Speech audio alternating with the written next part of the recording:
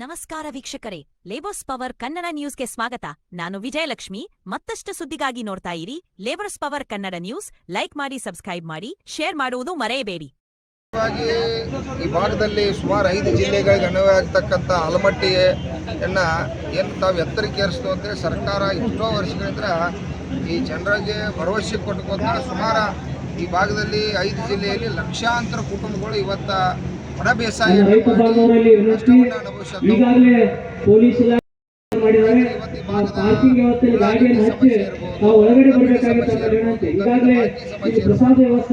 ಎಲ್ಲ ಕೆರೆಗಳು ಯೋಜನೆ ಸಮಸ್ಯೆ ಹಲವಾರು ಯೋಜನೆಗಳ ಕುರಿತು ಇವತ್ತ ರೈತ ಜಾಗೃತ ಸಮಾವೇಶ ಮಾಡ್ತಾ ಇದ್ದೀವಿ. ಕೇಂದ್ರ ಸರ್ಕಾರ ಮತ್ತು ರಾಜ್ಯ ಸರ್ಕಾರ 5 ನಿಮಿಷಕ್ಕೊಬ್ಬ ದೇಶದಾಗ ರೈತ ಆತ್ಮಹತ್ಯೆ ಮಾಡ್ಕೋತಾನು.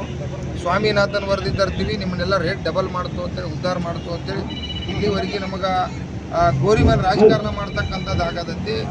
ಇದು ನಿಲ್ಲಬೇಕಪ್ಪ ಅಂದ್ರೆ ನಾವು ರೈತರ ನಾಡಿನ ನಾನು ಎಲ್ಲ ರೈತ ದೇವರುಗಳು ಕೋಟ್ಯಾಂತರ ಜನ ಒಕ್ಕಟ್ಟಾಗಬೇಕು. ಒಕ್ಕಟ್ಟಾಗಿ ರಾಜ್ಯ ಸರ್ಕಾರ ಕೇಂದ್ರ ಸರ್ಕಾರ ಬೀದಿ ಒಳಗೆ ನಿಲ್ಲಿಸಿ ಮಾತಾಡಿ ನಮಗೆ ನ್ಯಾಯ ಪಡ್ಕೊತಕ್ಕಂಥದ್ದು ಆಗೋದಕ್ಕಾಗಿ ಇವತ್ತು ಸಮಾವೇಶ ಮಾಡ್ತಾ ಇದ್ದೀವಿ.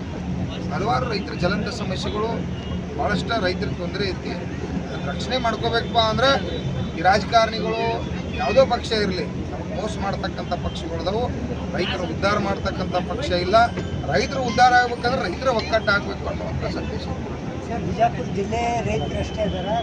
ಇಡೀ ರಾಜ್ಯದ ಎಲ್ಲ ಜಿಲ್ಲೆಗಳಿಂದ ಕೂಡ ಮುಖಂಡರು ಭಾಗವಹಿಸಿದ್ದಾರೆ. 31 ಜಿಲ್ಲೆಗಳಲ್ಲಿ ಕೂಡ ನಾವು ಕರೆ ಕೊಟ್ಟಿದ್ದೀವಿ. ಈಗಾಗಲೇ ರಾಯಚೂರು, ಯಾದಗಿರಿ, ಗುಲ್ಬರ್ಗ ಎಲ್ಲ ಭಾಗದಿಂದ ಕೂಡ ರೈತರು ಸುಮಾರು ಸಾವಿರಾರು ಸಂಖ್ಯೆ ಕರೆ ಕೊಟ್ಟಿದ್ದೀವಿ. ಪ್ರಾಬ್ಲಮ್ ಏನಾಗಿದೆ ಅಂದರೆ ಸುಮಾರು 15-20 ಸಾವಿರ ಜನ ಸೇರು ನಿರೀಕ್ಷೆ ನಮಗೆ ಇತ್ತು.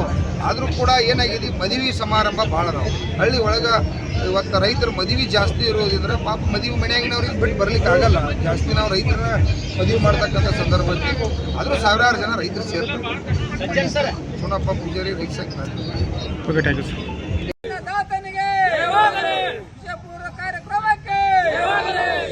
ಶಾಪುರ ರೈತರಿಗೆ, ಯಾದಗಿರಿ ಜಿಲ್ಲಾ ಸಮಿತಿಗೆ, ಸೇನೆಗೆ 4ನೇ ರೈತ